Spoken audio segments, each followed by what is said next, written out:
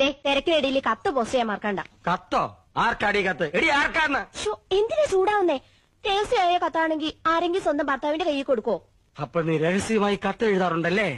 എഴുതിയിരുന്നു കല്യാണത്തിന് മുൻപ്. അത് ശരി.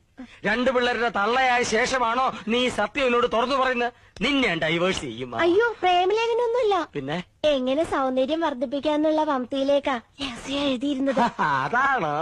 ഇനി എന്നെ ഡൈവേഴ്സ് ചെയ്യോ? അയ്യോ ഇല്ല ഇന്ദു, ഇന്ദു മതി, ഇംഗ്ലീഷും മതി. താങ്ക്സ്. ഈ കത്ത് വീട്ടിലേക്കാ. ഇക്കുറി വിഷുവിന് ഞാൻ വീട്ടിലേക്ക് ചെല്ലാന്ന് അറിയിക്കാനാ. വിഷുവിന് നീ വീട്ടിൽ പോകുന്നില്ലേ? ചെയ്ത് മോശമല്ലേ ഇന്ദു? ചേച്ചിമാരും പോണില്ല. അമ്മാവനെ ഒറ്റയ്ക്കാക്കിട്ട് പോകണ്ടാന്ന്. കഴിഞ്ഞ ഓണത്തിന് നീ പോയില്ല. ഈ വിഷുവിനെങ്കിലും ഒന്ന് പോയി കിട്ടുമെന്നാ വിചാരിച്ചേ. ആഹാ, അപ്പൊ ഞാൻ പോയി കിട്ടുന്നല്ലേ? മനസ്സിലിരിപ്പൊക്കെ ഞാൻ അറിയുന്നുണ്ട്. ഒരു റെപ്രസെന്റേറ്റീവ്. റെപ്രസെന്റേറ്റീവ് അല്ല ഇന്ദു, റെപ്രസെന്റേറ്റീവ്. രണ്ടും ഒന്ന് തന്നെയാ.